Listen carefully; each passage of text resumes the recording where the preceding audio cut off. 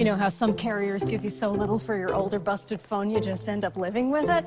I don't think so. Verizon lets you trade in your broken phone for a shiny new one. You break it, We upgraded. You dunk it, doggy bone it. Slam it, wham it, strawberry jam it. We upgraded. Get a 5G phone on us with select plans. Every customer, current, new, or business. Because everyone deserves better. And with plans starting at just $35, better costs less than you think. All right, folks, today is Monday, January 3rd, 2022, coming up on Roland Martin Unfiltered on the Black Star Network. Senator Chuck Schumer makes it clear that it is time to carve out a voting rights exception with the filibuster. He said by January 17th, they are going to move to make that happen. And we'll discuss with our panel also on today's show. OWN has a new series, a documentary talking about the issue of Black women and infertility. We'll talk with the director of the documentary, Eggs Over Easy, plus actress Keshia Knight Pulliam, who's involved with it as well. She's one of the executive producers. Also, a new poll suggests the approval rating of Vice President Kamala Harris is up. But folks are not talking about that. But they always talk about when her numbers were down. A white woman in Louisiana was a judge, using the N-word. She's resigned. Shed a tear. No. Also, folks, Donald Trump's kids are refusing to cooperate with the civil investigation from the New York Attorney General. What's going to happen next in that case? Also, 2 new Black mayors in New York City and Atlanta. They have now taken over. Plus, Virginia Attorney General is suing a town for its racist practices. We'll tell you all about that. Plus, we lost some jewels. They've gone from elders to ancestors. We'll tell you about Max Julian, plus the last living parent of the 4 girls who were murdered in the Birmingham bombing. Folks, it is time to bring the funk on Roland Martin Unfiltered on the Black Star Network. Let's go. He's got it. Whatever the biz, he's on it. Whatever it is, he's got the scoop, the fact, the find. And when it breaks, he's right on time and it's rolling. Best believe he's knowing. Putting it down from sports to news to politics. With entertainment just for kicks, he's rolling. It's on go, y'all. It's Roland Martin, yeah. Rolling with Roland now. He's funk, he's fresh, he's real, the best, you know he's Roland Martin now.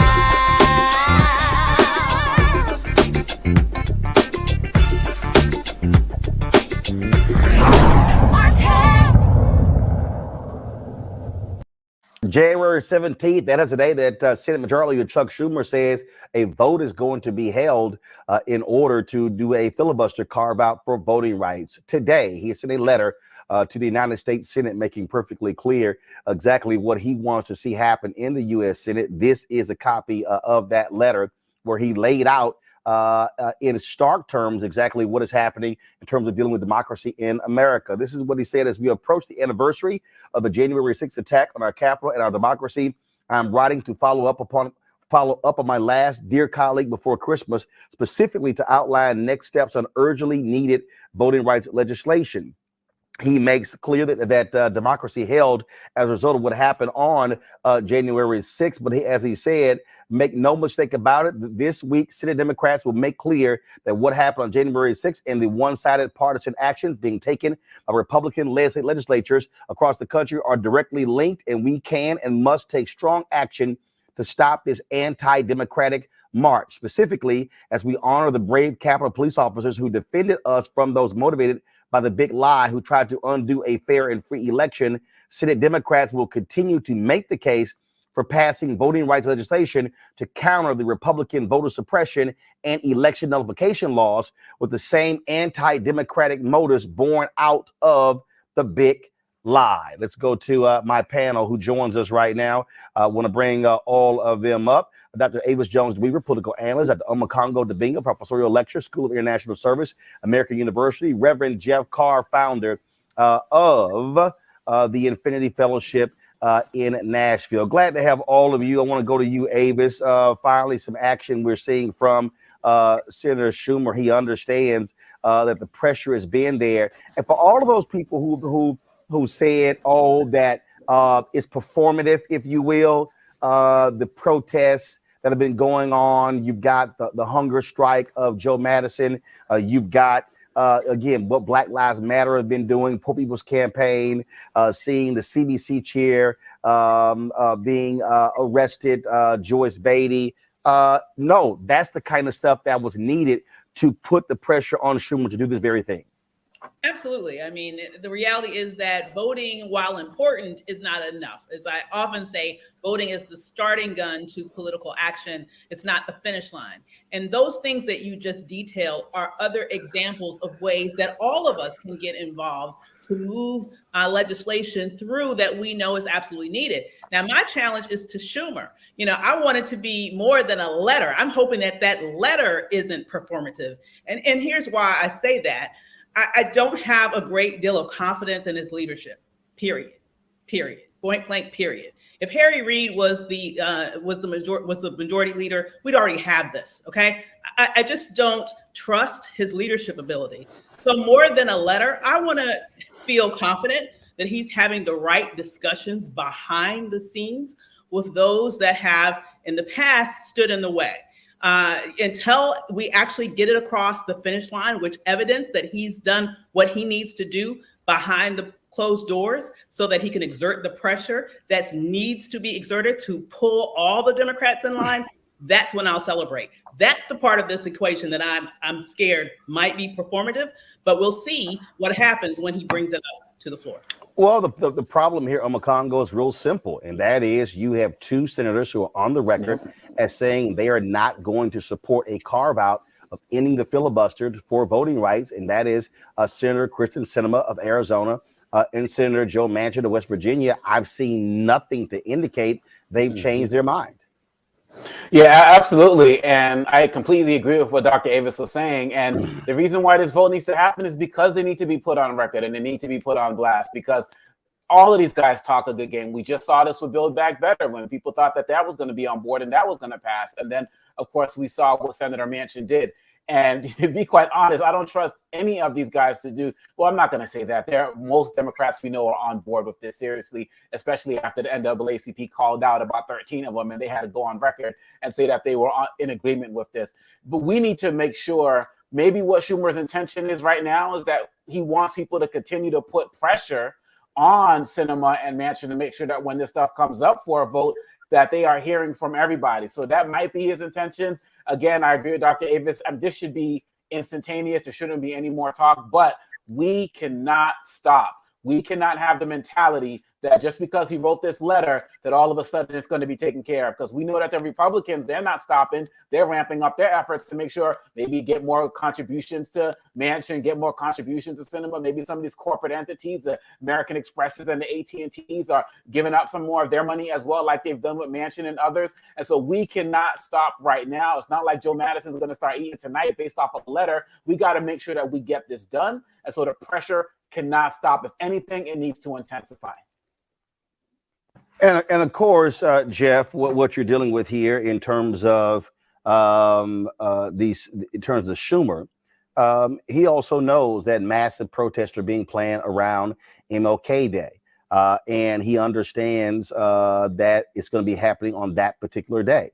And the reality is, this is why the pressure cannot stop. And frankly, you can't just be so locked in, even in backroom dealings. Again, unless you move Sinema and Manchin, it's going to be a vote on that day that look, Lisa Murkowski has said that she supports a carve out, and so fine, you're going to have all Republicans except one voting against it. You're going to have likely all Democrats except two voting for it, and it still won't get changed.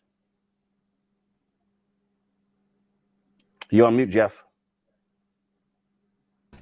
Sorry about that. Thanks. There I'm you here. go. Great. Exceptional to be here with everybody. Happy New Year. I'm speaking progress and purpose in your lives as well as into the life of the Democratic Party. It's what's needed right now. It's as Dr. Avis pointed out so well, and as Brother Dr. Omekongo said, it's very clear that we've been to this place before. Chuck Schumer is looking at a daunting task here. You've got to get at least all 50 of the Democrats lined up who are ready to go and make this happen so that we can have a simple majority to pass some of this legislation. The question is, how committed are the Democrats going to be? And how committed are the people going to continue to be to keep this pressure on? All of the groups that you mentioned have done an enormous job of putting this in the national spotlight.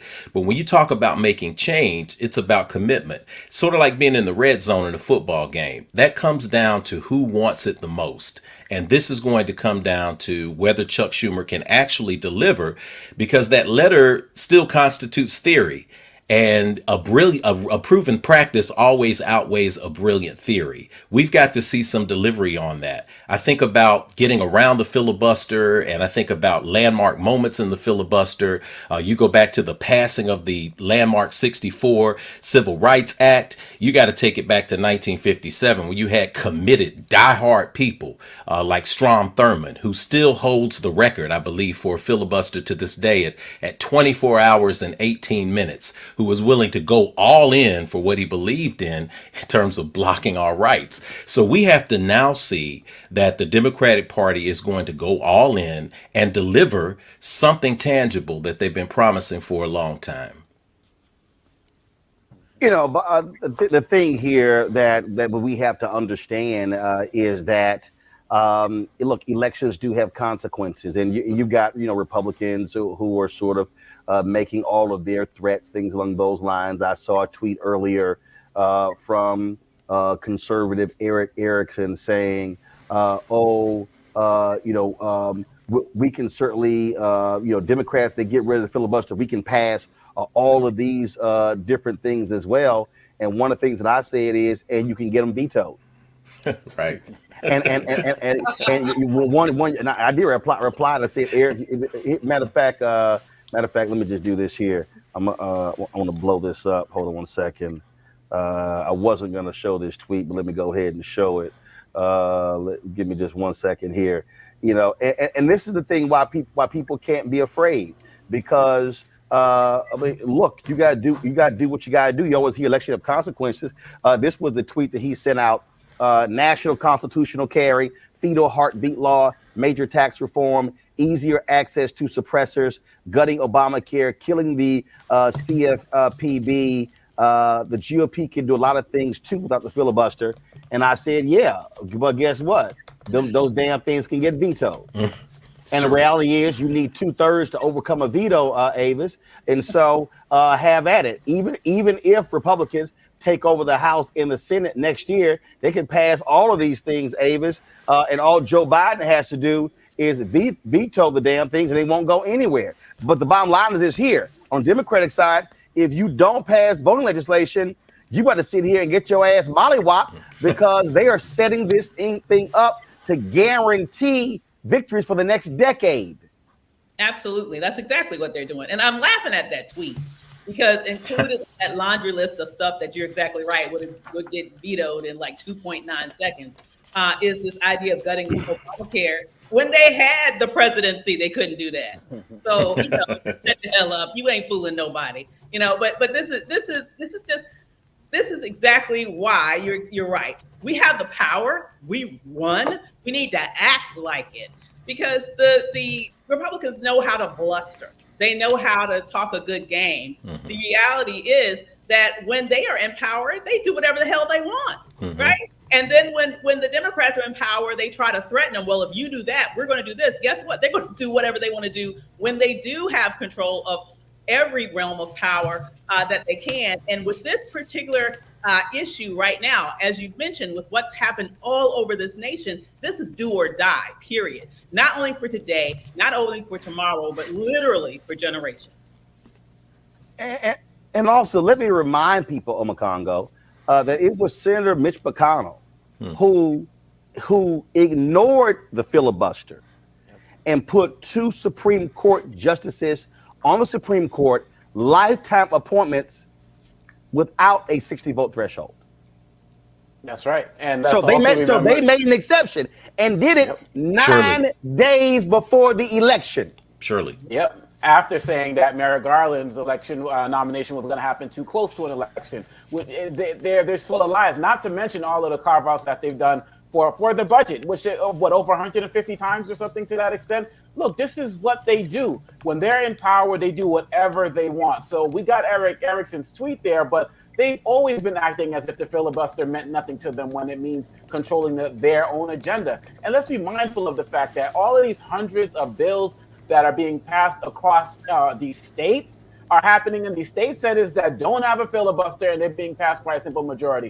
If it's good for the state level, it's good for the federal level. So look, really at the end of the day, these Democrats need to get online. Mitch McConnell and these Republicans, Romney, all of these guys, I mean, look, they are just full of garbage, and they will do anything to protect power, and they are simply making it easier for Trump to come back into office. Nothing Senator McConnell says needs to be paid attention to by anybody who says, oh, when they get in power, they're just going to do the same thing. Like you said, Roland, they've already been doing it.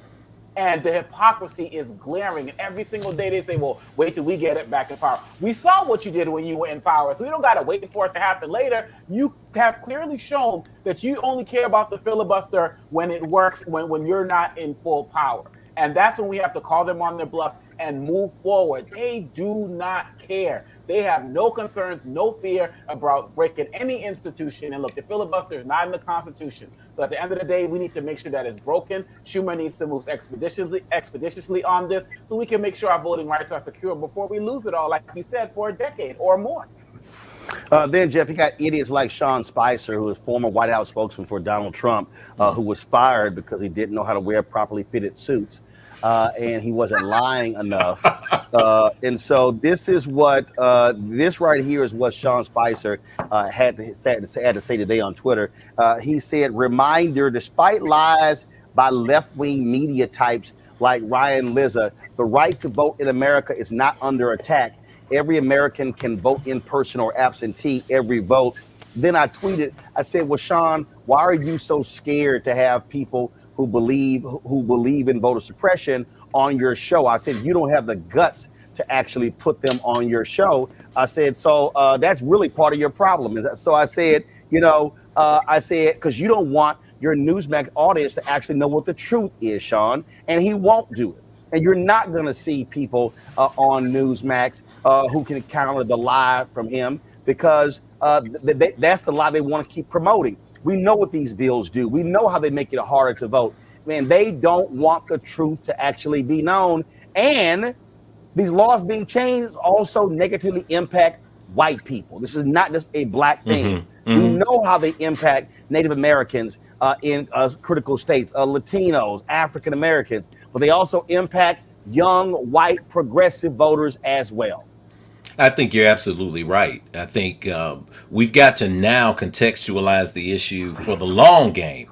We've been thinking about the short game and getting an administration in place and getting 4 years here or a 2-year term in the Congress in place, but we're not thinking long term. And I say we, imaginatively with the Democratic Party saying, how can we look at where we're going to be in 20 years? Because I tell you what, the Republican Party has done it. They have been doing it. They have been working on state legislatures over the last 20 years, securing the right to gerrymander, changing districts, voter suppression is hot and high. And this space here is where this is ground zero for the battle. And it's a comprehensive battle. I say that because a lot of the creative space that we burn up here is burnt on rebutting people, shaming people, and pointing out the hypocrisy of people, as we should, who will not listen to rebuttals, who have absolutely no shame, and who don't care that they're hypocritical. So they get criticism and they don't care because they're laser focused. You got a cat like Mitch McConnell. Oh, he's an awesome example of an old antebellum gentleman that sat on the front porch and picked his teeth while people were out there in the fields working all day. He looks people squarely in the eye. He told the whole world, I am 100% focused on stopping Joe Biden's administration. He told us exactly what the agenda is. The question is, it goes back to what both Dr. Avis and Brother Dr. Omitongo just said. we've got to really now step it up, because lies are the dominant order of the day, and the Republican Party doesn't care, because they are operating with the philosophy that if you lie enough consistently, people will believe them, and people who are supporting the Republican Party and their current agenda to not only block things that will help people in general, even themselves, when you talk about poor and rural whites, when you're talking about that philosophy, you've got to continue to lay on the work that are being done by grassroots organizations, and most importantly, the hierarchy of the party, because something's going to have to change if we're going to combat people who have no shame, who have no guilt, but who are also laser focused on message with one goal and one agenda, and that is to dominate and suppress everybody else. See, the thing that I don't understand is, and again, it's called Civics 101. There are three branches of government, okay? You have federal, executive, and judicial. Now, what Eric Erickson said, Republicans, oh yeah, you get rid of filibuster, we're going to do this. Okay, well, here's what we know. They changed the rules to get two hardcore conservatives on the Supreme Court, stole one of the seats from President Barack Obama, who frankly was not aggressive enough. He should have appointed a black woman to the seat and really set up a protagonist-antagonist thing here by having all these old white men say no to the first black woman ever appointed to the Supreme Court. But I digress. But here's the whole deal here. As I said earlier, okay, Republicans, y'all can take control of the House and the Senate. We got the White House. So if you Democrats, you focus on controlling one of the three. You either control the House, the Senate, or the White House. And guess what? Whatever they do doesn't matter. They can have a Republican president, a Republican House, but if you control the Senate, no bills get passed. Look what happened when Democrats control the House. What, 300-400 bills got passed? Mitch McConnell said, I'm not bringing up any of those. And so I don't understand what the fear is. And so, yes, is it possible? Is it possible the Republicans could have all three branches, the House, they can have the House and the Senate, the White House, and also if you do that, you do control the federal bench with your appointments. But that's why elections matter. That's why you get your ass out there and you motivate your base and you hit the ground. That's why you spend the resources. But I'm sorry, I come from, and I'm straight up about power. I'm about power. Either you use the power or you don't. I remember watching the movie Ford versus Ferrari, and this guy came into the garage and he was complaining about his sports car. And the Christian Bale, who played, I forgot the driver who he played, but he said the problem with your car ain't the car, is you. You, in order for your sports car to work, you got to drive it like a sports car. He said it ain't a Buick. And so the point is, ask anybody who owns a Ferrari or a Dodge Viper or whatever, it can't sit in the garage and you not drive it and rev the engines. Democrats, learn to rev the engines. That's the point I'm saying. When you got power, you use power. Because when you don't have power, it's guaranteed you can't use it. Yes, sir. Yes, sir. That's right. Yes, sir. One of the things that you pointed out, Roland, if I can jump in here, you used a movie about racing. The great Mario Andretti, who is probably considered one of the greatest racers of all time, said something that I always remember. He said, anytime you reach a point where you say everything is under control, you're not going fast enough. So when we get these letters from Schumer and we say, hey, we're going to get this, it's going to work out, we got this, we're going to do that. That to me sounds like, oh, we got this under control, but we're not moving, and we're not moving fast enough. We're not only not moving and revving the engines, but we're not getting in the race and gunning it to the floor. Anytime you run into that wonderful nexus where you have the House, you have the Senate, and balance in the Senate and the administration, I guarantee you, if the shoe were on the other foot, there would be so much legislation rammed through in a small amount of time that there would be nearly a revolution the next time there was a midterm election. So That's what happens when you have control. And if we have truly good legislation that we know is going to benefit people, and we know we have an opportunity to push it through, you've got to actually make that rubber meet that road right now. All right, folks, hold tight 1 second. Gotta go to a break. We come back. We're going to talk about the increasing approval numbers of Vice President Kamala Harris. What happened to all of those stories? How awful she was, Politico, where you're now stories saying her numbers are up. We'll discuss that. Also, that white judge in Louisiana caught on video using the N-word. And remember, she said she took a pill and just calls her to just say the N-word. I don't know. I was.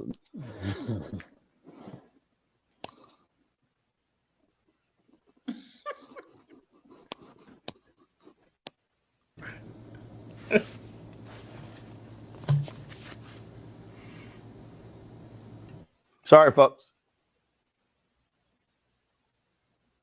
All right, looks like I was muted there. We good? Let's go to break.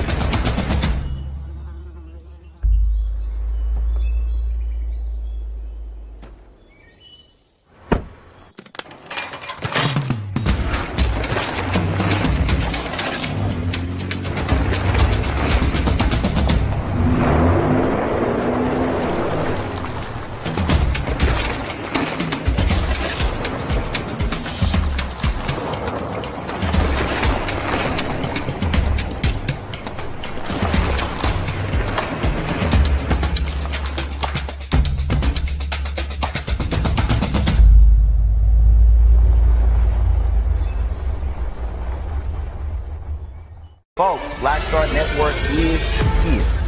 Hold no punches. I'm real revolutionary right now. Support this man, Black Media. He makes sure that our stories are told. Thank you for being the voice of Black America, Roland. Hey, Black, I love y'all. All momentum we have now, we have to keep this going. The video looks phenomenal. See, this difference between Black Star Network and Black-owned media and something like CNN. You can't be Black-owned media and be scared. It's time to be smart. Bring your eyeballs home. You dig?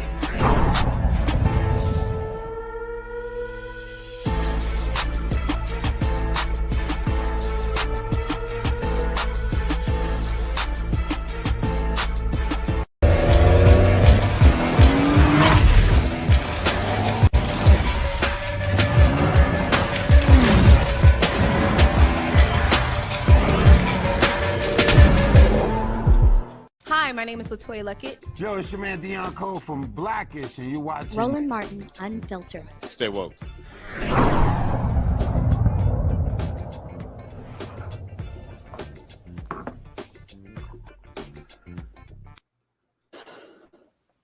All right, folks, welcome back to Roland Martin Unfiltered. There's one of the huge issue that often does not get talked about, and that is what is happening with Black women and infertility. We've often talked about the issue of fibroids on this show, but this is also one of the issues that's going to be addressed in an upcoming documentary by OWN. It is called Eggs Over Easy. This is we're dealing with the questions of infertility among African American women, and it's not just infertility, as I said, fibroids, but also we've talked about the difficulty that Black women have had even when having children. So joining us right now is the executive producer and director of the documentary, Shaquita Lockley, also Keshia Knight, and narrator of Eggs Over Easy, and also the founder of the detoxnow.com, Coach Jesse Thompson. Glad to have all three of you here.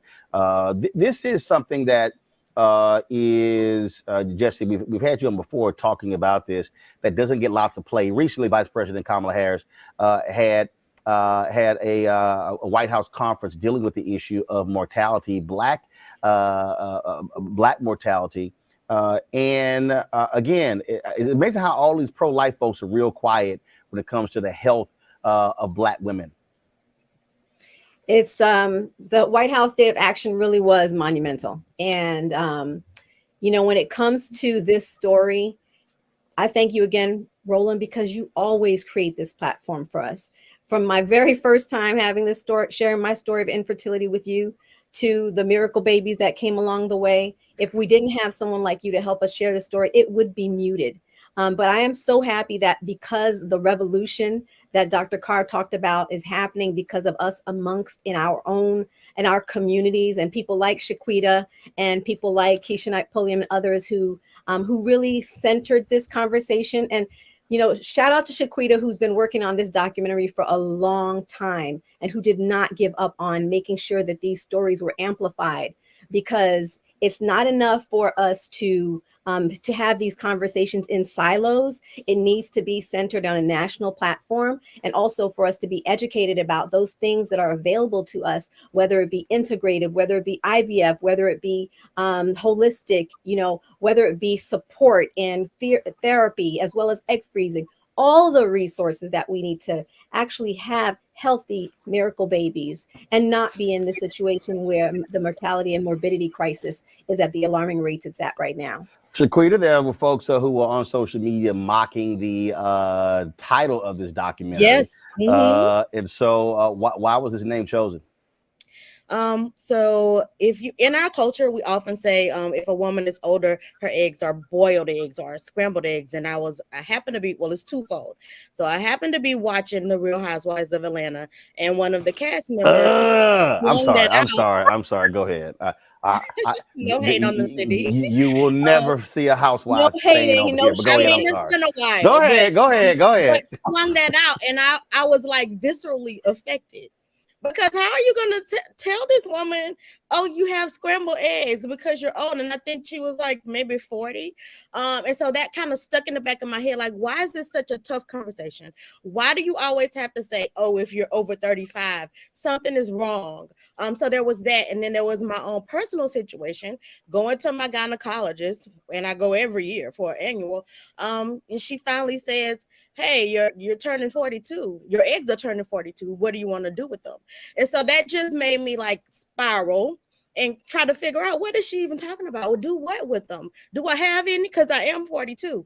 And so I just kind of thought, okay, how do we make this an easier conversation? If everybody's talking about it, it won't be such a hard topic anymore. And so in sitting with it, that's what I felt God gave to me, Eggs Over Easy. And it's picked up traction. It's doing pretty well. So I did see commentary on Twitter. But, you know, if people don't want to give the film a shot and actually look at it and take the lessons from it, and make sure, if you are Gen X and you know your season may or may not have passed, or it's not something you're interested in, tell your little sisters, tell your mentees, because nobody is telling us about AMH, anti-malarial hormone, which lets you know, well, it's one of the indicators of whether or not you even have an egg reserve. Nobody's talking about that. So maybe instead of spending so much time and energy on the title, watch it and then take notes, because I've done the research, so you don't have to go do the research on your little Twitter, and then pass along these lessons so that the people who are coming behind us don't have to wake up at 30 or wake up at 40 trying to figure out a procedure that's the cost of a car, when most of our parents can't help us pay for this. So we need a better plan. Felicia Fant is one of the executive producers on the documentary, and she says, plan for your body the way you plan for your career. So I went to Spelman, Keshia went to Spelman. That's a women's college. It's the #1 HBCU, by the way. So if we aren't talking about it, if we don't know these answers, then most people probably aren't talking about it, and most people probably don't know these answers. So what I hope to do with the film, and what our intention is, even with the title, is to spark that conversation and make sure that your 25-year-old niece doesn't have to deal with what our generation kind of had to deal with. And thank you for having this conversation. I am as often I often wear different HBCU attire. I'm wearing St. Augustine's University hoodie today, so they might disagree with your assessment of #1 HBCU. Keshia, let me go to you. Why was it important? Why did you want to be involved in this project? You know, it was really important to me for a variety of reasons. The funny thing is that we started this so long ago, right after my daughter Ella was born. So she was born and she's almost 5. And really, it started out as just me supporting someone that I love, Shaquita and Felicia. But what I knew was that this was a really important story to be told, because we don't have this authentic, transparent conversation around all things that have to do with our reproductive system, whether it's if you want to have a baby, if you don't want to have a baby, you know, what your fertility looks like, have you had miscarriages along the way? Like, these are such subjects that come with so much misinformation and so much shame, that one of the things that are really important to me in what I do is ensuring that I use my platform to for good, use my platform to put information out there specifically for Black women, because I am a Black woman and I am a mother to a little girl who will be a Black woman. So it was a no-brainer when, you know, Shaquita first approached me about this. I was like, okay, Spesh. So outside of having gone to Spelman, we're both Delta. She's my Spesh. So, you know, I had a little bit of obligation because she was like, Spesh, I need something. I was like, what do you need? Okay, is how it started. But she knows that there's nothing that I wouldn't do for her. And it was my honor to not only narrate this film, but also become an executive producer and even share my story. You know, like Shaquita and everyone has already said, we're taught about our career. We're taught about, you know, it's kind of crazy. You spend your first half for your life trying not to get pregnant, and then the second half trying to, and never does it occur to you that it may not happen as easily as you think it will. So it was important for me to also share my journey and, you know, where I stand, because the other piece is you can be in a place in your career where you say, you know what, I know I want children, but I know I don't want them today. So what does that look like? And I think the biggest thing is making sure that women feel empowered, that whatever your decision is, whether it's to have children, to not have children, to wait, to freeze your eggs, whatever that looks like, you know, it's your uterus and your choice. And recently I posted something, because especially in my position, people always want to have assumptions about what's going on in your body. And I just had to tell people, like, just back up off my uterus. It's really that simple. Your uterus is no one else's business. Now I want to go to questions from my panel. First off, Avis, what you got? Hello, ladies. Thank you so much for developing this documentary and really bringing this much needed topic out into the light. My question for you is, you know, what are some of the things that you have found? I know for me specifically, the statistics around maternal mortality as it relates to Black women are absolutely shocking. Yeah. But when it comes to this issue of infertility, do we see a similar level of disparity between Black women and having to struggle with the issue of fertility as compared to other women, and particularly white women? For example, are we much more likely to struggle with this? Or is the issue that we're much less likely to be able to move forward with the actions that are necessary in order to possibly overcome it? Well, I want to start with something. I think it's twofold. I think that a lot of it is the access, the resources, and the knowledge around the subject. And that's really what we're trying to shed light on, because yes, there'll be a disparity specifically if the information isn't disseminated to all people. If we aren't receiving the information to make the informed choices, then decisions are made for us. You know, when we could have had something different to do and a different input, but we didn't know how. So I'll let, you know, Shaquita chime in with the statistic piece of it. But I think that, you know, that disparity is paramount. Yeah, thank you, Keshia. So if we're just looking at numbers, Black women and Black people in general, you know that we have medical disparities. If you look at 243%, which is the maternal mortality rate, like we're dying about 3 times more often than a white woman. If you look at the cost of having to pay for IVF, even if you have a great job, if we're making 61 to 62 cents on the dollar of a white man, then is it really apples and apples? No, it's not. It's apples and oranges, because we're not even at the playing field to even have the money to go and have these procedures done. So it's both. It's definitely in terms of IVF and how we even find information. Do you have a doctor who looks like you? Do you have a doctor who is listening to you? So we have a segment of the film where we just talk about doctors not listening to Black women. We could probably do a Google search and get millions of hits. I talk about Serena Williams because she is like famous with a huge audience, and it didn't matter. And none of that mattered because her skin was Black and the doctor still didn't listen to her. So yes, to your question. Yeah. Jeff, your question. Well, I was going to say, if I could chime in real quick on that. Go ahead.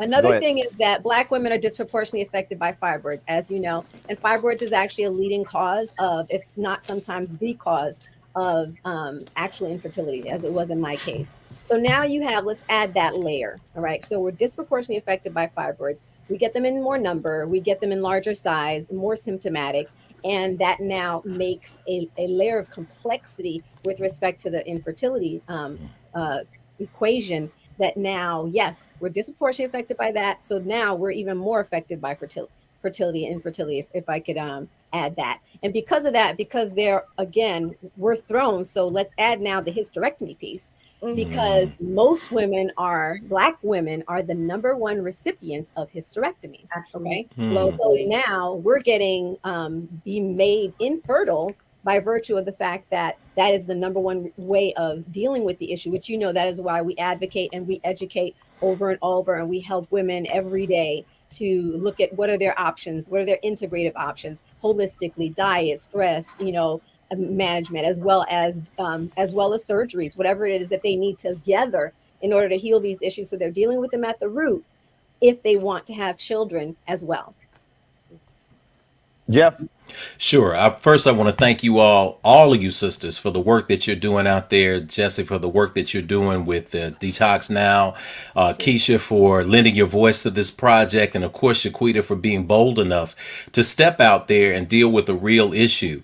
I can say personally, there's no more humbling experience than actually seeing birth and being there. And I've been blessed to be in a room with my wife and the midwives, and just to see that first burst of life, and to recognize that one thing that we all have in common, no matter what our politics are, no matter where we come from, we come and we have emerged into this world, into these earth suits that we're wearing through the womb of a woman. So there's so much respect that I have there. I also have respect for women who don't call it quits.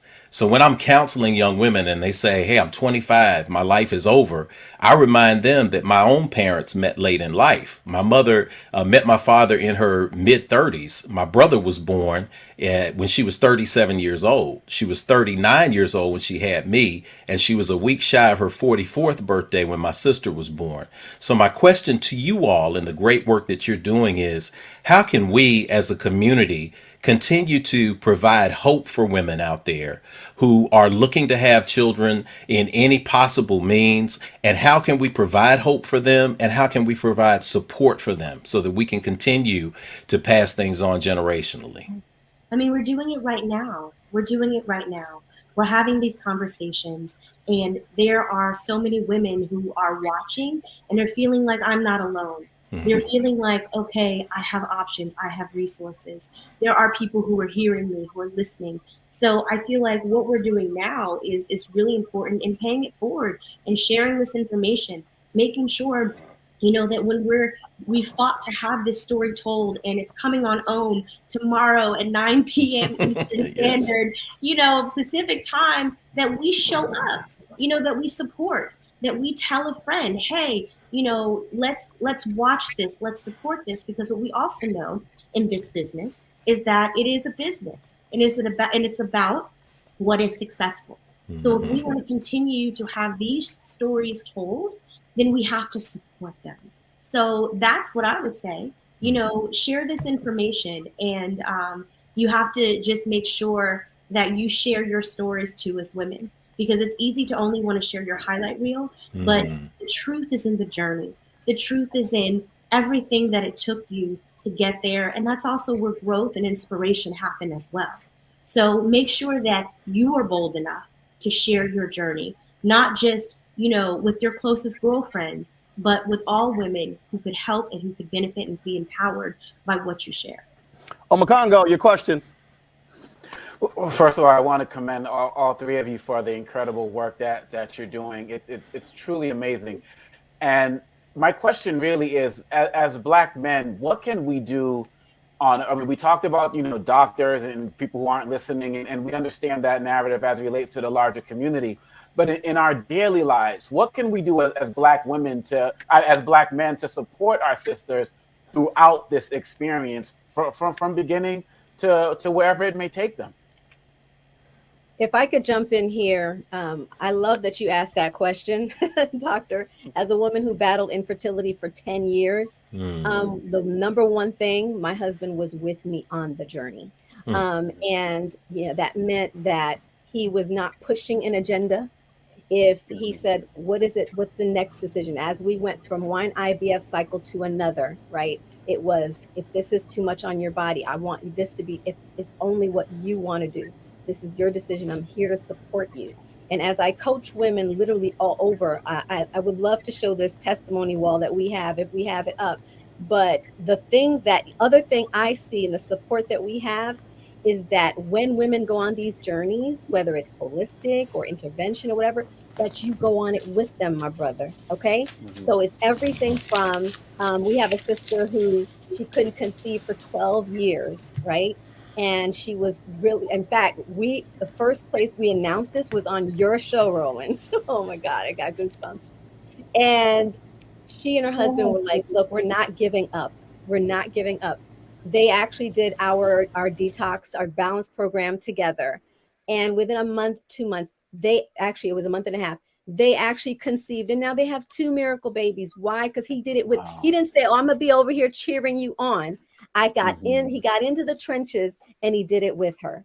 And the other thing is, be fiercely protective of your spouse, your woman, where you see other people minding their uterus. I'm plugging you, Shaquita. Your line, Eggs Over Easy, has a merch line. It says, mind your uterus. And you see whether it's, your family brothers are usually the ones that are in our sisters' businesses saying, when you gonna have children? When you gonna have this? You know what? You need to sometimes step in there and say, you know what? This is a very deeply personal, intimate issue. And I really want you to give us some space on this, because these are things that are causing anxiety. They're causing stress. They're causing inflammatory responses in our bodies, causing the very thing that actually will throw off our balance when we're trying, meaning our hormonal balance, when we're trying to conceive. It makes it worse.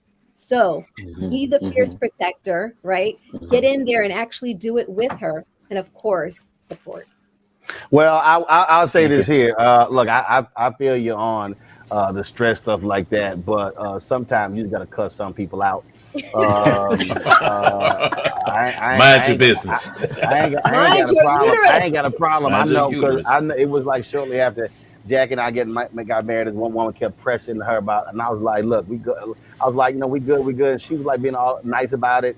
And again, I mean, like, we're trying to sit here and be cool, and homegirl kept pressing, and I was like, okay, she need to mind her own damn business. So just so y'all know, we were not actually in the sanctuary. We were actually in the foyer. And so she kept pressing. She kept pressing. Finally, I was like, yo. And I was like, hey, we fucking, you straight? Homegirl was like, I was like, stop asking them damn questions. Hey. She ain't asked that question again. And that's that. Last time she asked that question. Yeah, I like, God know I'm gonna cuss somebody out. So I don't know why we like faking the fun. Yes, that's exactly what I did at the Church Without Walls. I didn't care. Sir. That woman is watching, damn well I was serious when I told you that too. All right, Eggs Over Easy on 9 p.m. Eastern tomorrow. I appreciate it, Shaquita, Jesse, and Keshia. Thanks a lot. Good seeing all y'all. Thanks for having us. Thanks for having us. Folks. Take care. That's right. Cuss folks out at church if you need to. Yes, sir. All right, we'll be back. Some breaking news about Congressman Bobby Rush, who is, we'll tell you about him when we come back on Roland Martin Unfiltered on the Black Star Network.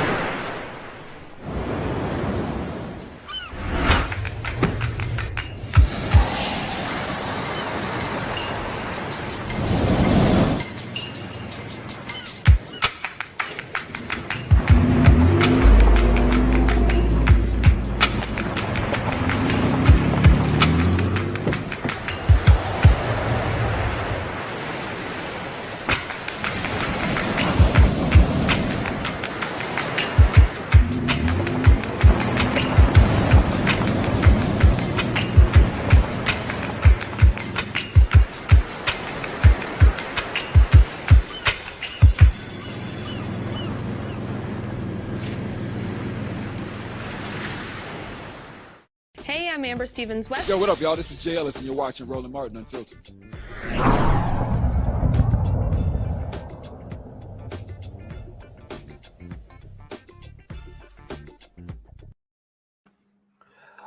All right, folks, welcome back to Roland Martin Unfiltered. Some breaking news. Congressman Bobby Rush out of Chicago has announced that he is stepping down from Congress after his term is completed. He joins a number of other Democrats who have announced that they are not going to be seeking re-election. He has had some health issues over the last several years. And so this is certainly going to set off a firestorm of people who are seeking his position. You might remember this. This was after the death of Trayvon Martin when Congressman Rush ticked off. Keenan, go ahead and take that audio. When he ticked off the house when he wore a hoodie on the floor. Walk humbly with your God. And in the New Testament, Luke 4:18-20 teaches us these words. The Spirit of the Lord is upon me, because he has anointed me to proclaim the good news to the poor. He has sent me to proclaim freedom for the prisoners and the recovery of sight to the blind, to set the oppressed free. I urge all who hear these words to heed these lessons. May God bless Trayvon Martin's soul, his family. The member is no longer recognized.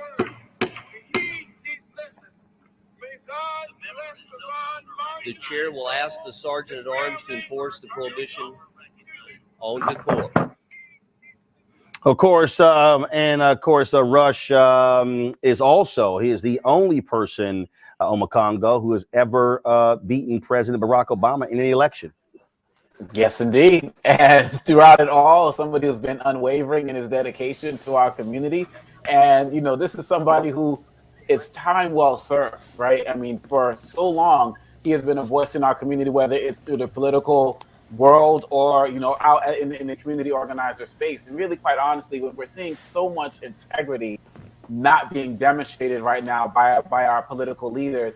And some of these guys who are retiring, I can't wait for them to be gone. But when you look at somebody like him, we have to remember that really at the end of the day, to do something like that, you know, out of respect to Trayvon Martin and his family and to call attention to this, something that he's done his entire career. And we need that type of integrity now more than ever, because we're still being assaulted, we're still being killed, we're still being slaughtered in the streets. And no matter what people try to draw attention to, or in terms of diverting the attention to something else and saying it's not that important, he stood there in front of everybody and made that point, and has done it on multiple occasions. So I want to commend the brother for everything that he's done to be a role model in our community. And again, it's time well served, and I hope that his integrity continues to live on in others who have come after him. And don't forget, Jeff, this is a former member of the Black Panther Party who later became a member of Congress. Sure. In the 1960s, he was the founder of the Illinois Panther Party.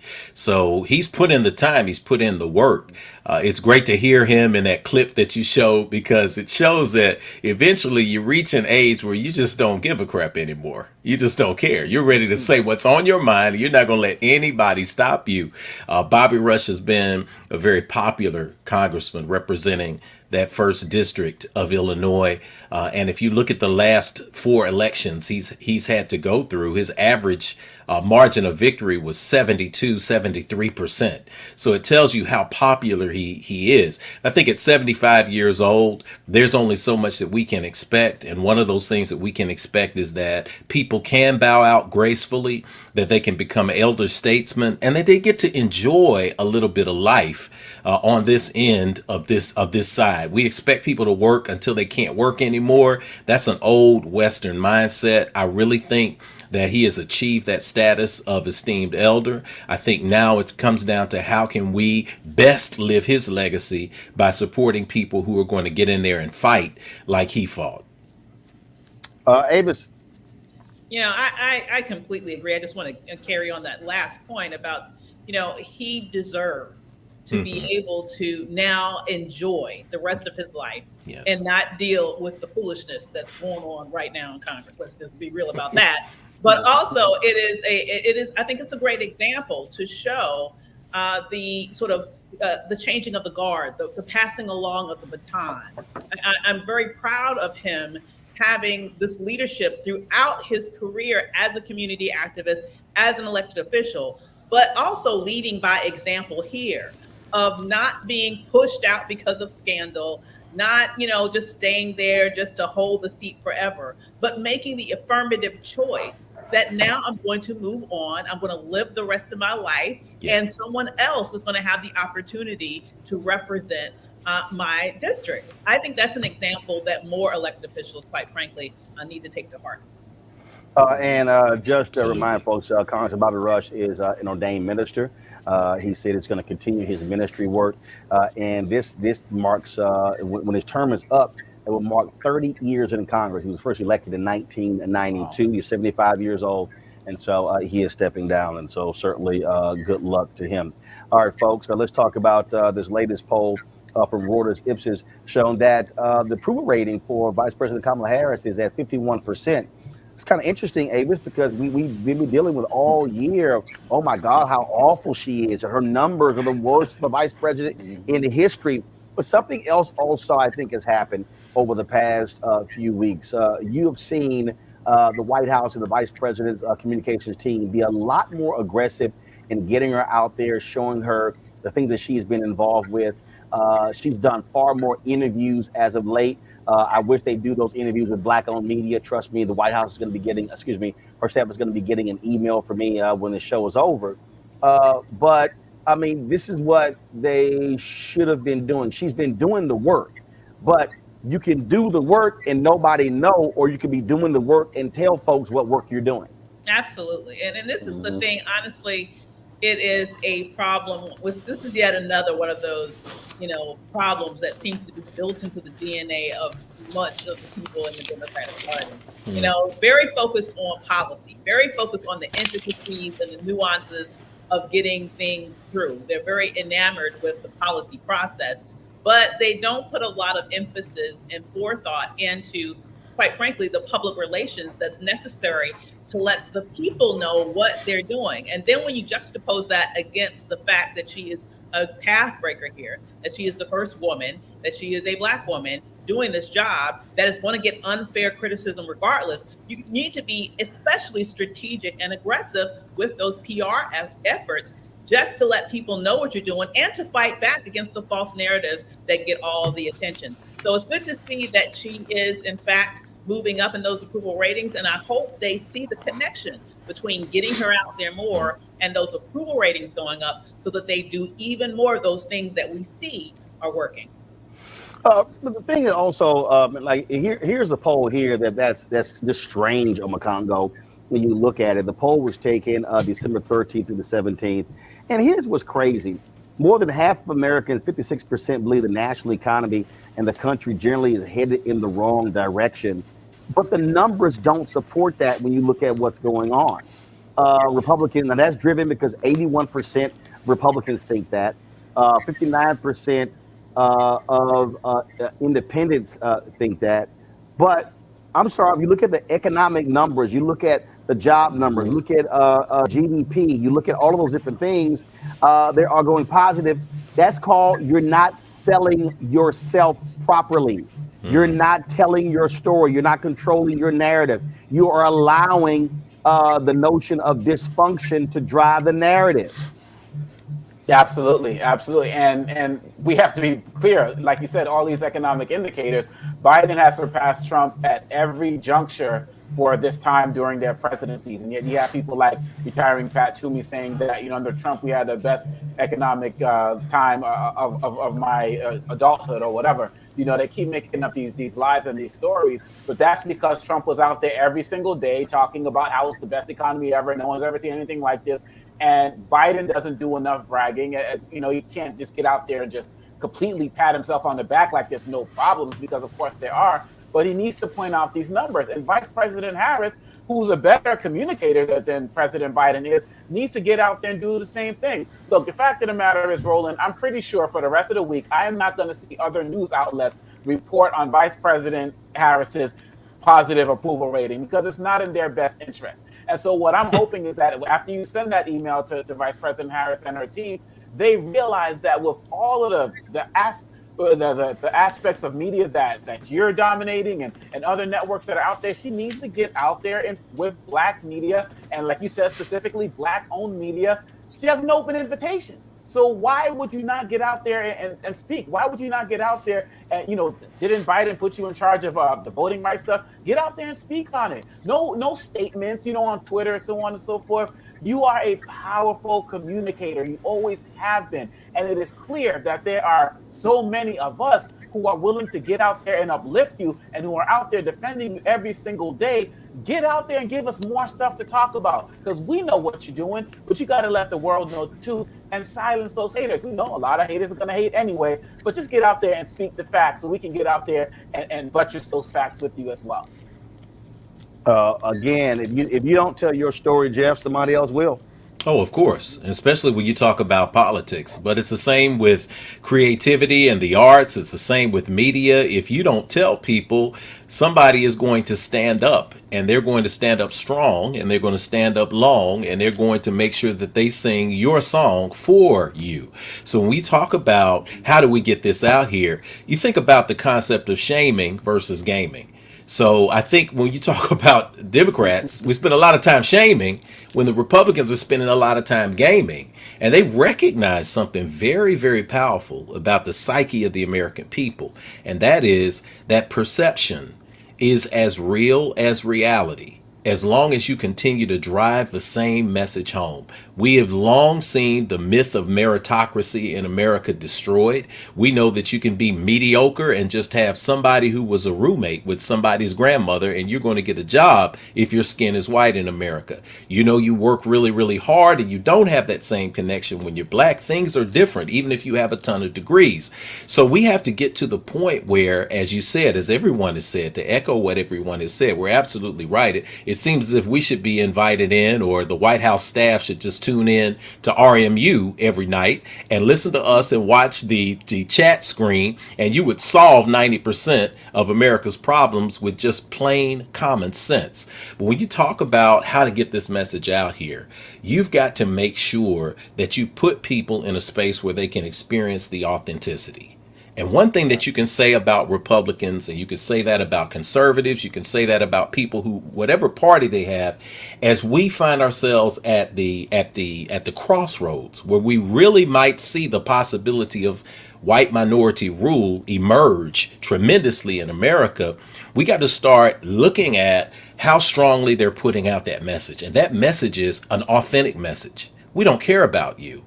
We want to preserve America. We want to make America great again. We want to make it so that we're on the Wheaties boxes and everybody else has a towel over their arm. We're going to say that honestly and boldly. And guess what? They're being authentic about that, and people are responding to that authenticity. On the other hand, we've got an accomplished person like Vice President Harris, who is out there getting taken down with words and images by people who are laser focused on tearing her down. So the White House has to respond, has to turn around, and the number one space you've got to do that is at home. We talk about that on this show all the time. We say, bring your eyeballs home. This is the space where you should be having a conversation directly with some of the greatest minds that have been assembled on this network, so that we can concentrically take that message out to let people know, I don't care what you've seen and what you've been convinced to believe, here's the absolute truth. And we're going to rock the world with this. Absolutely. All right, folks, we are awaiting more breaking news. A jury has reached a decision in the trial of that fraudster Elizabeth Holmes, the company Thanos, where they had this so-called magical blood test that actually never even existed. So we're waiting to see what that decision is. Actually, she's been found guilty on 4 counts of fraud and conspiracy at her former blood testing startup Theranos. And so again, found guilty on 4 counts of criminal charges in her federal fraud case. Again, that jury decision is being read as we speak. And let's see here. Let me just see if any more information here. Let's see here. Again, it was financial fraud going on. And so we're waiting to hear more. Again, the decisions are being read like literally as we speak. But Elizabeth Holmes found guilty, four counts. All right, folks, let's talk about the story out of Louisiana. Remember we told you about that judge in Louisiana who was busted on video, her own home video, using the N-word. Roll the video, please. Y'all have it? Oh, shit. The mom goes, why are the lights to your When I truck pull on? up in the whip, they be saying, God I'm like, damn. why are your lights on? They're like, pull up. And mom's yelling, nigger! Nigger! Oh, kid, we have a nigger. It's a nigger. Like a roach. Look, oh, that's me. No, that's I me came on from the that backside. side. Look, he trips over the He trips twice. He trips twice. I was the only one running. That's me. Kenny was standing. I'm the one that took him down. Kenny's just standing there. He lied. Found Austin's wallet. Yeah. That's my phone where it fell out. Look, Mom. The dude had a phone on him. You should have taken his phone and stolen from him, that fucking asshole. And now I'm going to grab a gun. Go get the gun. It's important. Very important. As me and Austin maintain control of the situation. The great thing is we've got video. We've got fuck. Look, they're with the car. Wait, look, there's And look, here comes there's Rebel. Want to play fetch? Rebel quickly like this is. Lafayette City Court Judge Michelle Odinette says she takes full responsibility for her hurtful words. Now, remember, she first said she took a pill, and I just don't recall any of those things. I don't know what was being said. Yeah, you sounded like you were out of it. She's now out of a job. And, of course, they replaced her with a black judge. And I just keep saying, Avis, look, this nice little device right here is just gonna let all the races reveal themselves right here. Sure does. I mean, but you know what's really interesting? I just want to know who leaked the video because right. I want to know who the hell did she piss off. That's the real thing we need to figure out. But the reality is here, though, that we got to look inside the sort of the quiet conversations that are had, not in public view. And the sad situation is, we know people are like this all over the place, but as a judge, you know, what sorts of things are going through her mind when she sees Black people in front of her? And this is why it was important for her to resign, because how could she move forward in credibility and say that she is an impartial judge, even when she's in her home using this? That's where she feels the most comfortable. So you know she's saying what she really thinks. But once again, it makes me wonder who the hell she pissed off. But somebody leaked that. Yeah, and you're right. I mean, and that's the thing. What this reveals, Omakongo, is what's going through your mind. That determines how your judicial rulings. Absolutely. And look, I'm not a lawyer, but I've watched enough Law and Order episodes, you know, to know that when you get exposed in ways like this, all of your past stuff's got to get reviewed too. I mean, people need to be looking at this woman's record to see what patterns of bias have existed in her cases. Because really, at the end of the day, it's not just enough for her to resign. There need to be some other types of consequences, being disrobed or something. You can't do something that egregious, as Dr. Avis was saying, as a judge, and just walk away. It's not like you're just working at like CVS and somebody says something to you at the cash register and you start cursing them out. You are a judge who takes an oath to be impartial and all of that, and it clearly shows that you are a racist. So there needs to be a deeper investigation into her past cases to see where biases are. And to be quite honest, she should face penalties in terms of being disrobed and not have the opportunity to practice in any way, shape, or form. Because I don't know how it works with judges, but we see it with enough police officers who do something racist or do something extremely inappropriate and they resign and then they go right down the street and work somewhere else. Is she going to move to another county and be a judge there as well? That shouldn't be allowed. And I'm just glad that whoever she pissed off let the world know who she really is. So thank you. Jeff is all about, again, snatching that law license. That's the key. Well, that's the big key. And I triple down on what Dr. Avis and Brother Omakongo said. You also need to check your friend circle because, baby girl, somebody ratted you out badly. You must have done, I don't know what you did, but they put you out there. I'm kind of glad when I see incidents like this happen. Ice Cube had an album, Death Certificate, and one of the songs begins with, "Here's what they think about you. Here's what they think about you." Mm-hmm. It's good to know what people think. And it's good to catch them in spaces where they feel comfortable saying something. To the credit of the person who shared, they may very well be, not to presume too much, but they may be very well one of the white allies that we talk about. And we talk about, hey, what can we do behind closed doors? And one of the things that the late Dr. Francis Cress Welsing used to say is that if you're white and you want to help make a change, you've got to tell black people and other people what is said in the room when there are no other black people there. So if you're in there, you got to do that. So this may very well be a case of that. We also have to see what the real long-term consequence is going to be. It was brought up that you got to review her caseload. You got to look at her decisions. You got to see how race and sentencing could have been a very well a factor. It's got to hurt her in her pocketbook at some point.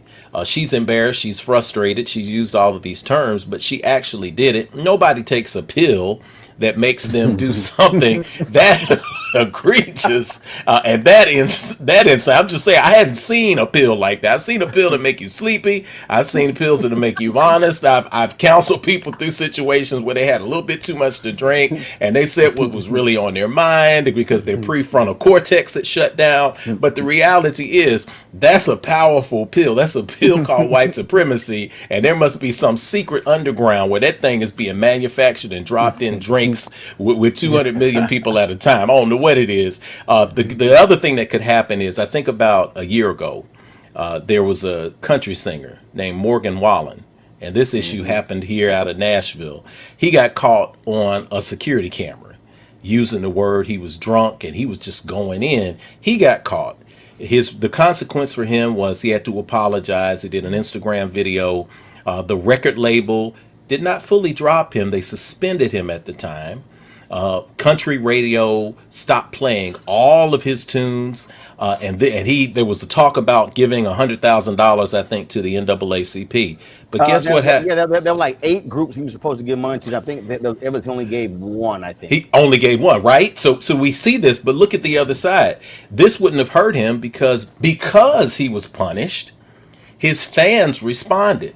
So his digital album sales went up 1,220%, and his album sales went 327% in an increase just because of the incident. He had to get online and tell his fans to stop defending him. So this tells you about, when we talk about that term, we use that term, your vibe attracts your tribe. What do you do with the fallout that comes from other people who say, I'm just going to make sure before I put on my robe, that I'm going to check my squad to make sure nobody's recording this before I say what I truly say, before I go into that classroom. Well, she gone. She gone. All right. Roland, you could do some diversity training with her, brother. Shit, one-on-one.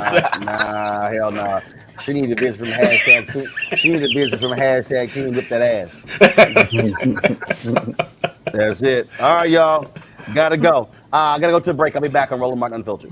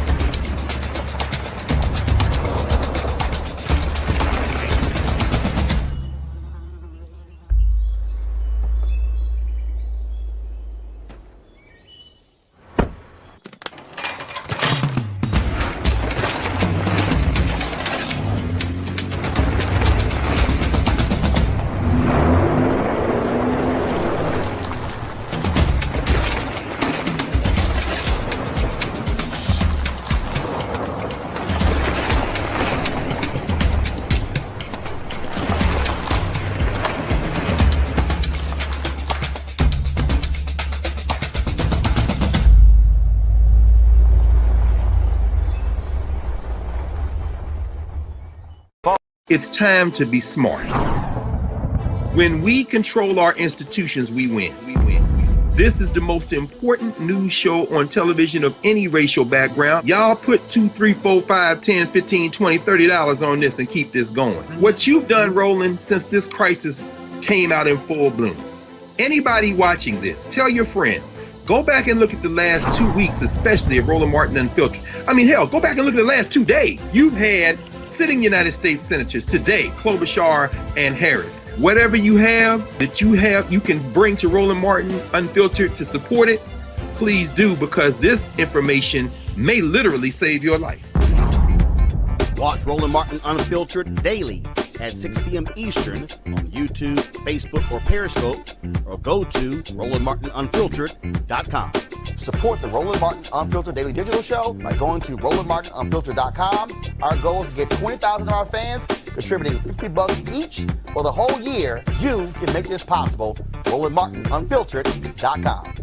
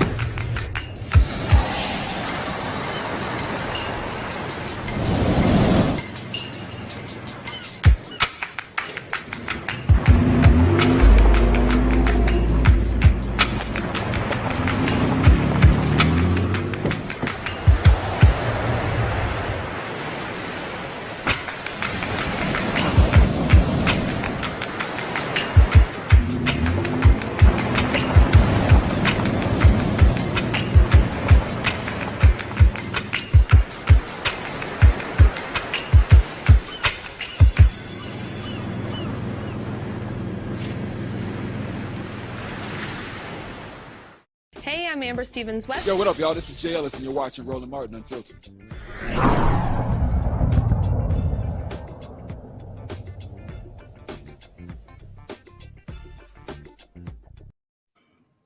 All right, folks, after a months-long investigation, Virginia's Attorney General is suing a Virginia town for discriminatory practices that have taken place involving the town's law enforcement.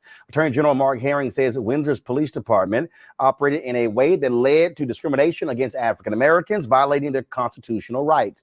The probe was prompted by a December 2020 traffic stop involving 2 Windsor Police Department officers and Caron Nazario, an Army lieutenant who is Black and Latino. 2 Windsor cops pulled him over, pepper sprayed him, and pointed their guns at the military officer. One of those officers did get fired for violating department policies. Guys, if y'all have that video, go ahead and roll it, please. We remember when this happened. It was a shocking. Let me see your hands. How many occupants are in the vehicle?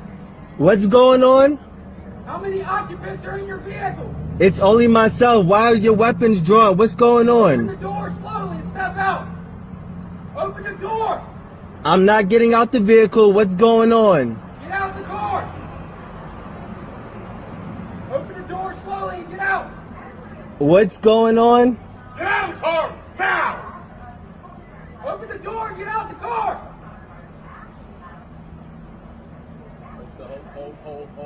Hold. Keep your hands outside the window. Keep your hands outside the window. My hands are right here. What's going Get out on? of the car now. Get out of the car. What's now. going on? Get out of the car now. Get out of the car now. I'm serving this country and this is how I'm treated? Yo, guess what? I'm a veteran too. I'm going to obey. That's Get not- out of the car. What's going on? Get out of the car now. What's going on? What's going on? You're fixing to ride the lightning, son. I'm sorry, what? Get out of the car now. What's going Get out on? of the car now. Get out of the car. Sir, just get out of the car.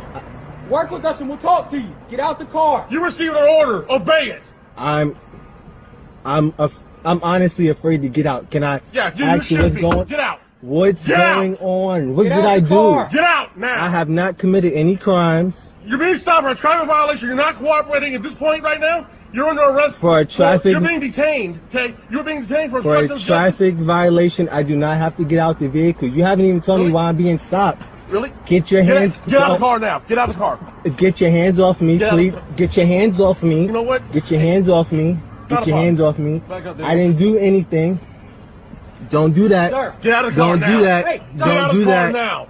Don't do. Look, I'm trying to talk get out. to you. Okay. I'm trying to I'm talk. gonna talk to you. Get out. Just get out of Relax. my car. Can you please Get out. relax? Can Get you out. please relax? Get out of the car right now. Now y'all remember that was the video that he was recording from his car. This was the video that came from one of the body cameras as well, and you see them approaching the car. I remember this was crazy when this first happened, Davis. And the action should be taken against them by the Attorney General because what they did was unbelievable. And again, the guy was like, he was getting conflicting information. Show us your hands, but then open the door. He was like, what? I can't do all y'all keep saying. But this is the stuff that we talk about all the time, but these departments need to be held accountable. They certainly do. And the thing that really strikes me is Get your hands off me. throughout that entire incident. And it's very interesting here that the only people that get out of the car now. The situation Get out. Okay, I'm trying to get out. Still have to train how to de-escalate situations. He was the only one who remained calm and in control of himself and was well communicative throughout the entire event. That's a level of just plain, I don't even know, just maturity that those officers were incapable of. So absolutely, I'm hoping that everything is thrown at this town in terms of suing the town and figuring out what else can be done to make sure that not only those officers, pay the price. And I believe that they've been fired, at least one, as I recall. It's been a while since I've seen that in the news.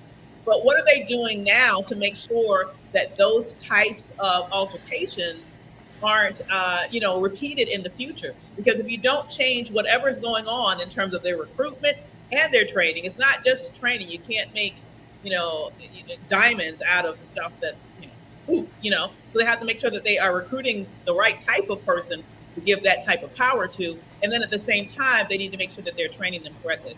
Because I am not sure that that same thing wouldn't happen again. Why wouldn't we think it would happen? It wouldn't happen again. Talking about this absolutely crazy. When you see that, and Congo, this also goes to show why a George Floyd Justice Act is so important to get passed by Congress.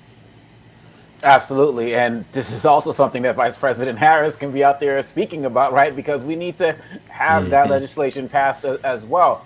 One of the other things I remember about this case is that they tried to pull him over on a dark road, and he was the one who drove to that gas station so that he can have better lighting. And imagine if he didn't do that. I know that if I was in a situation I've been in situations like that, but I'm sitting here saying to myself, when I'm watching the video and they're saying open the door and at the same time keep your hands out where we can see them, imagine if he had turned to take off that seat belt and what they were waiting to light him up. They were waiting to light him up. No. They actually said it. Yeah, you're gonna feel the lightning. Feel the lightning. Yeah, exactly. So they were looking for any reason, and like Dr. Ava said, we have to be the ones to diffuse these situations. And this ties into our last segment with the judge. Like we said, where are those officers now? The one that got fired, the other one who may have got disciplined in some way, shape, or form. So yeah, it's great that the Attorney General has filed this lawsuit. We need to see some real consequences, some real financial consequences. We need to see some people really lose their job and not be able to go down the street and get hired again. And like you said, Roland Martin, if we had that George Floyd Policing Act, there would be a registry so these guys can't just hop from county to county and do the same thing to us. Jeff? Yeah, sure. First off, I always try to tell people, my kids ask me, what am I afraid of? I usually just say I'm afraid of underachievement, or I'm afraid of not doing the best that I could do in life, and instead of circumstances and situations. But when I hear that tape and those words come into my ears, I get fear too. I get that understanding out of an empathetic space. Many of us have been in that space before. So I first want to congratulate Lieutenant Nazario for being the one who was de-escalating.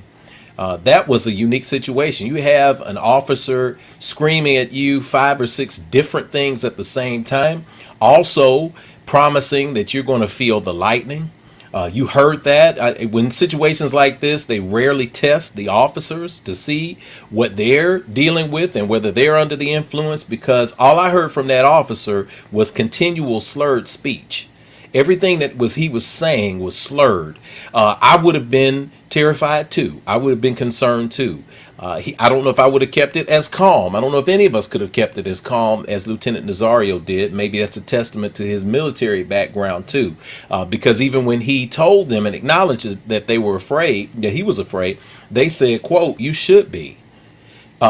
When you face that, when somebody tells you, when somebody has the gun on you, and you're staring down the barrel of the gun. I don't know how many of you have had that experience of staring down a barrel of a gun. I have personally. There's nothing like that. And when somebody is expressing intent to light you up, to stay calm like that, we've got to give him his kudos. I think the Attorney General is right for bringing this suit against the town of Windsor. They're asking for some very concrete things. They're asking for a court order that will make sure that they follow the rules that they're supposed to follow, not just with the Constitution, but with any federal act that is going to get passed in any time, any period coming soon. They're asking for third-party supervision of this department that is also paid at the expense of department. When we talk about oversight committees and police oversight, we can see that those institutions can often be corrupted by particularly police unions. So to have a third party that is disattached could actually bring about some justice. And the last thing I think they're asking for is a $50,000 fine for each count of discrimination that they find with the police department going forward. Because while blacks and Latinos are the minority in that town, over 40% of them constitute the traffic stops. So there is hard evidence to show that something is wrong there. And I hope that it gets corrected with the suit that's on the table right now.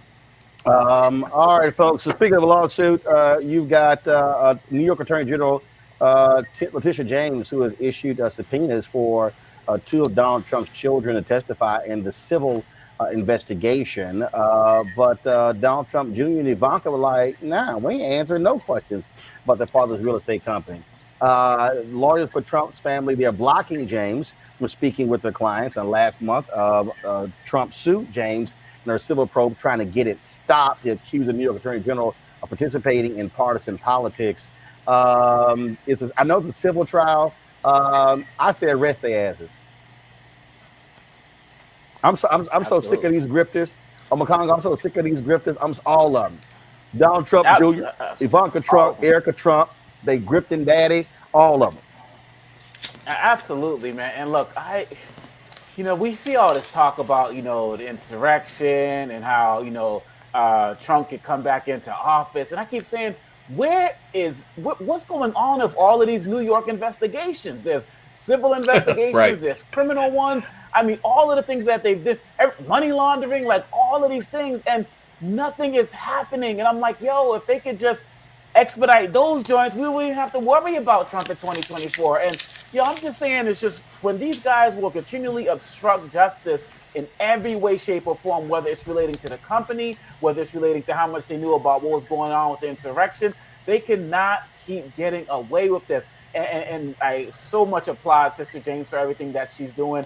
And yes, I know they can't report every single step of these investigations to us, but really at the end of the day, these guys have been doing this for decades. It's not like it's brand new. And folks in New York have always known what's going on. Well, what was it, the former mayor who said, I know a con when I see one? They got all of this stuff, man. And so, yeah, I guess justice is supposed to move in the proper way, not be expedited. But these guys are corrupt in every way, shape, or form. And Ivanka and Jared, her husband Jared, tried to play it off by looking all calm and not being all boisterous like Don Jr. and they're like, but they're all the same, man. It's a criminal enterprise, and they need to be held accountable civilly as well as criminally. So I'm hoping that this moves a little bit faster in 2022. Absolutely. All right, folks, got to go to the break. We come back. Our Fit Live Win segment with the Diet Doctor, Dr. Terry Starks. He says, look, forget everything that you hear. You want to lose weight, you've got to eat 5 times a day. And he said, forget all that crap, not eating after 8 p.m. He said, no, the key is getting your five meals in. He'll explain next. Roland Martin Unfiltered right here on the Black Star Network. Our first show of 2022. Back in a moment.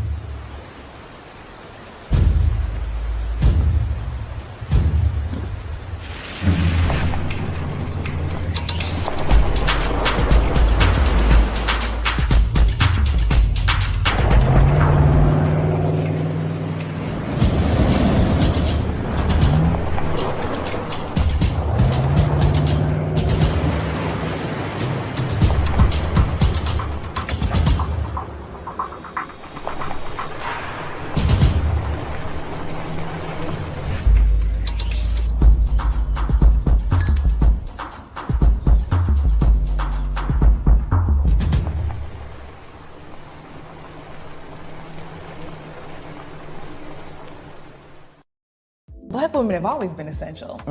So now how are you gonna pay us like that? And it's not just the salary. I mean, there are a whole number of issues that have to support us as women. Yeah, but that's what we deserve.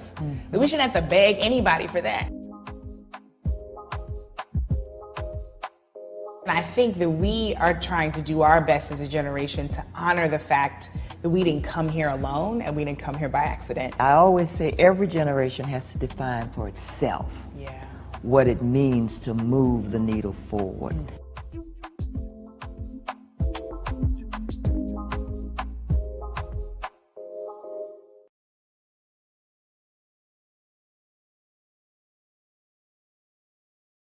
I'm Angie Stone. Hi, I'm Teresa Griffin. Oh, Roland. Hey, Roland. I am so disappointed that you are not here, first of all. Where's our dance? It's like we get a dance in every time I see you. And so now you're not here for me to dance with, sir. You and your ascot. I need it. I need that in my life right now. Okay, I love you, Roland. What's up? I'm Lance Gross, and you're watching Roland Martin Unfiltered.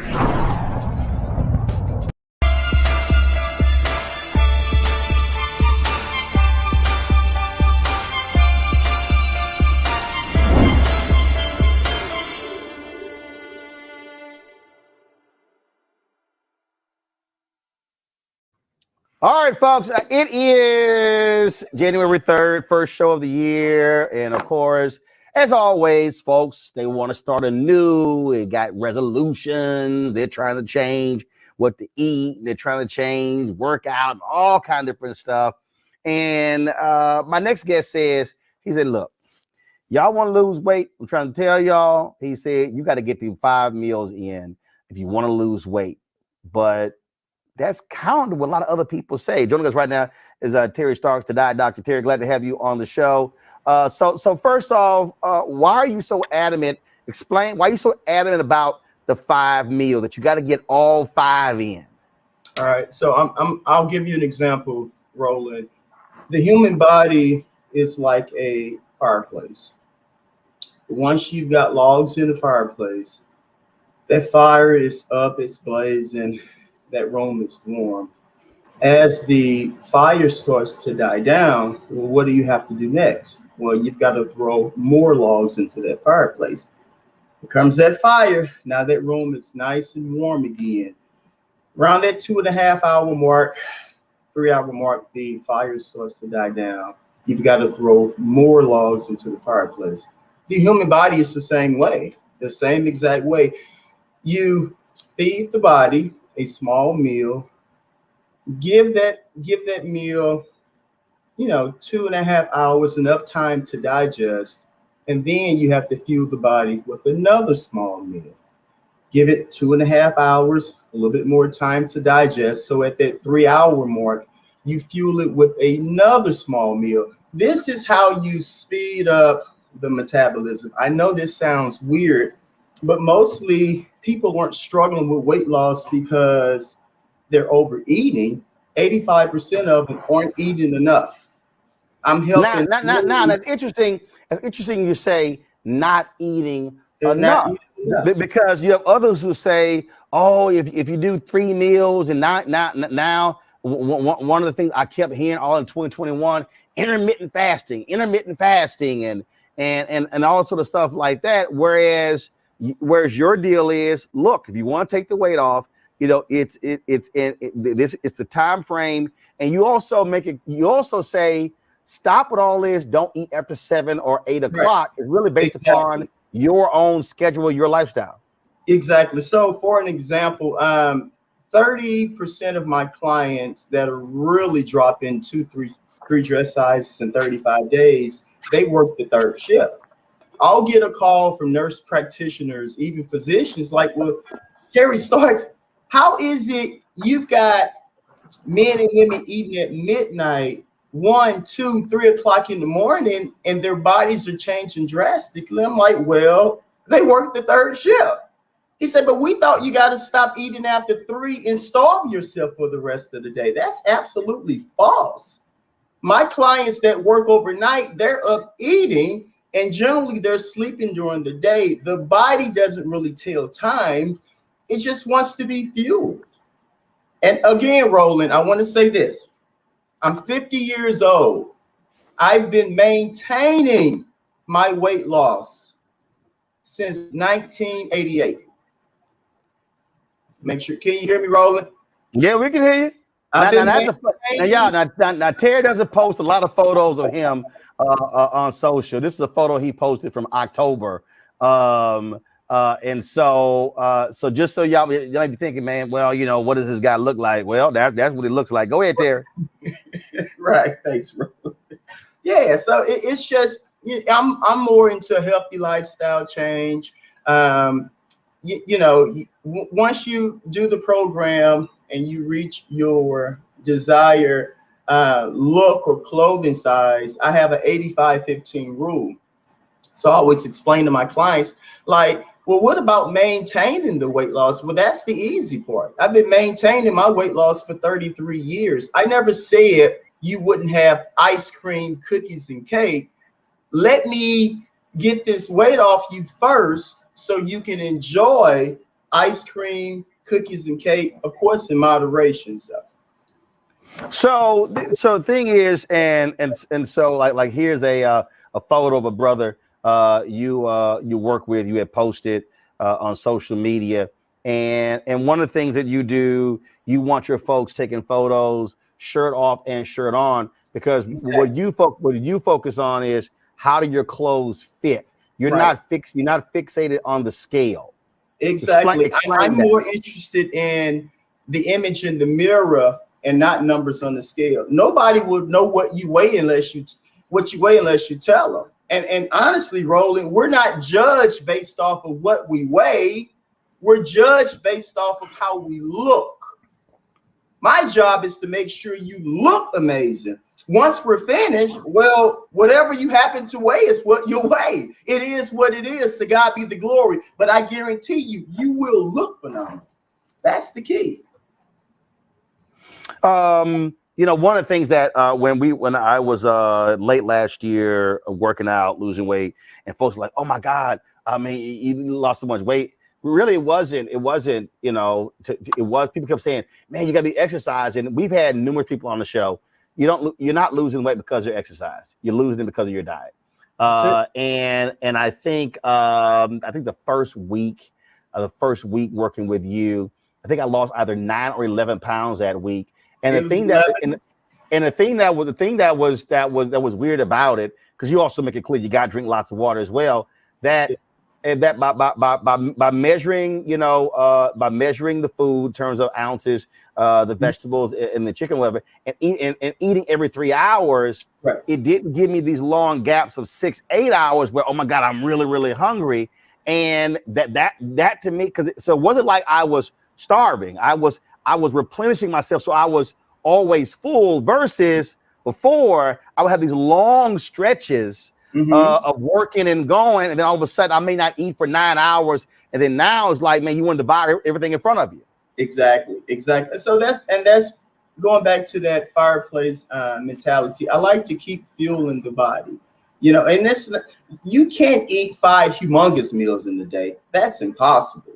Your stomach ain't that big. But you definitely can eat 5 tiny meals. And it's all about portion control.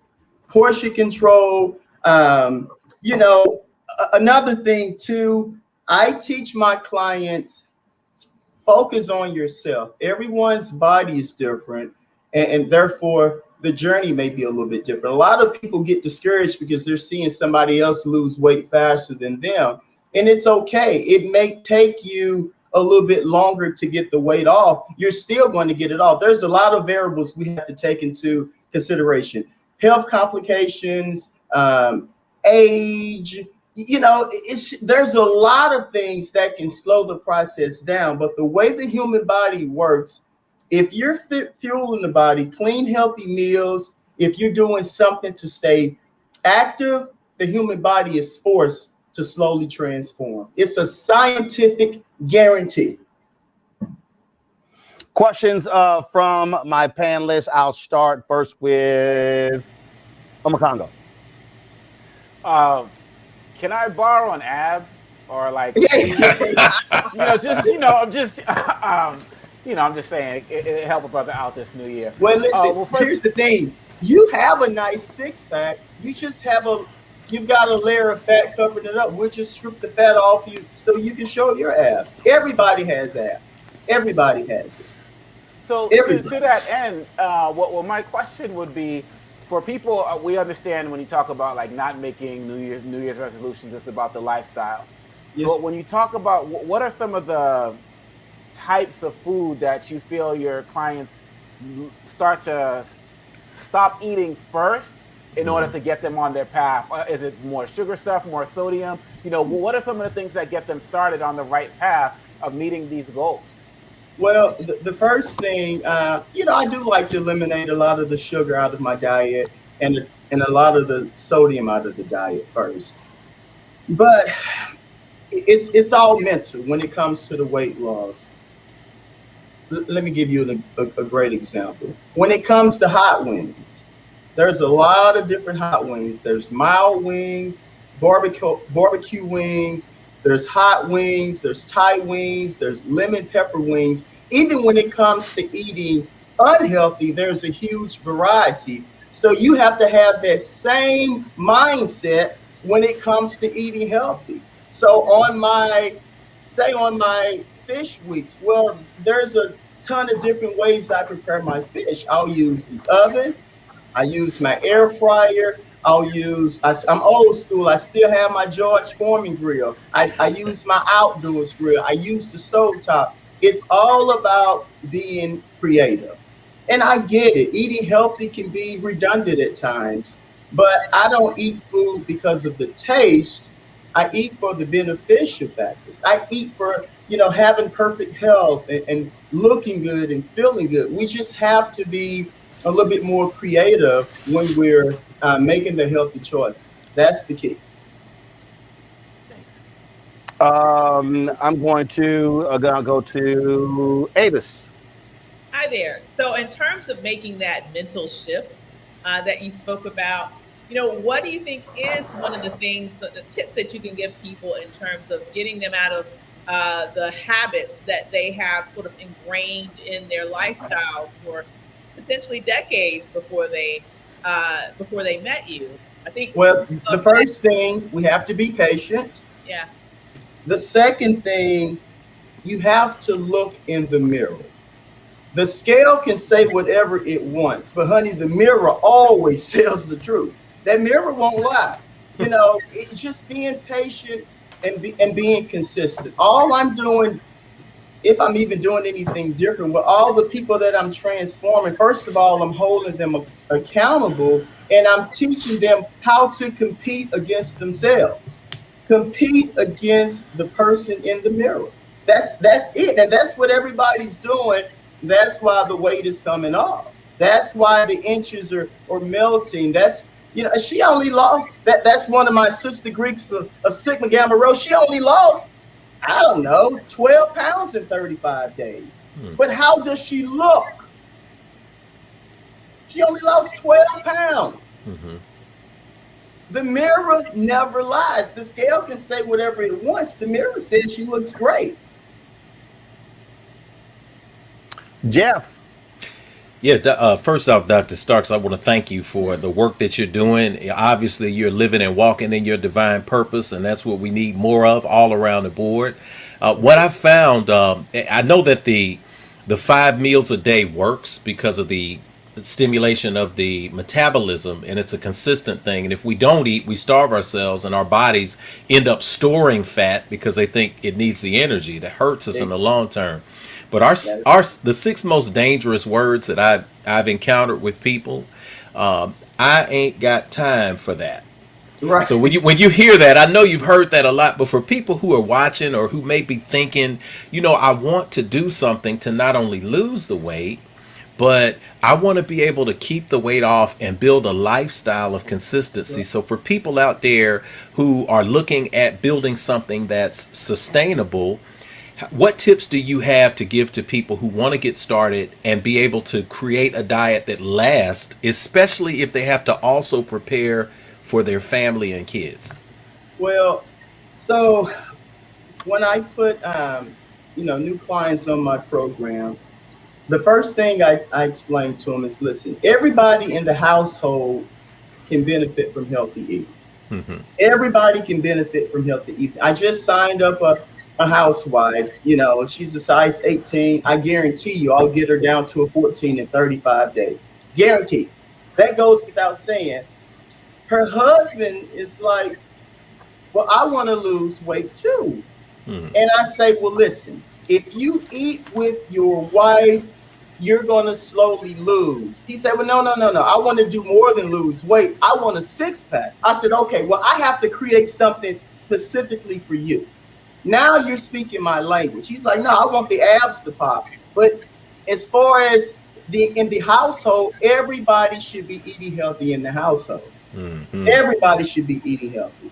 And that's always been my number one rule. It just depends on what a person's goals are.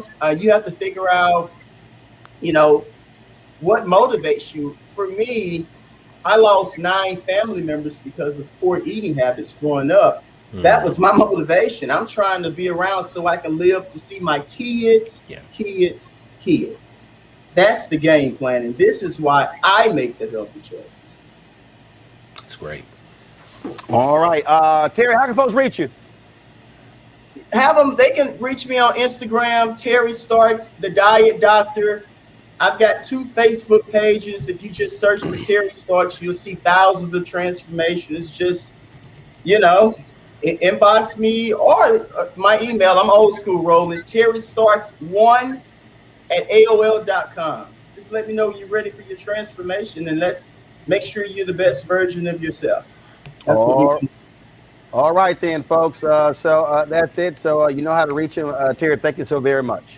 I appreciate you, Roland. Thank you, guys. All right. Thanks a lot, folks. Of course, this is we're already just 3 days into 2022, and we've lost some great ones already. First off, Nick Coleon, the smooth jazz guitarist.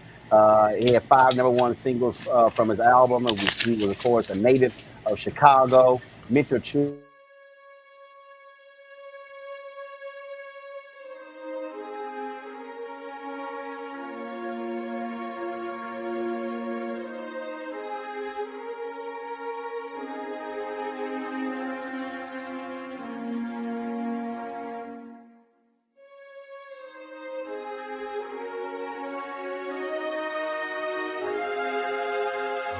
Last living parent of the 4 girls who were killed in the Birmingham bomb. Maxine McNair's daughter.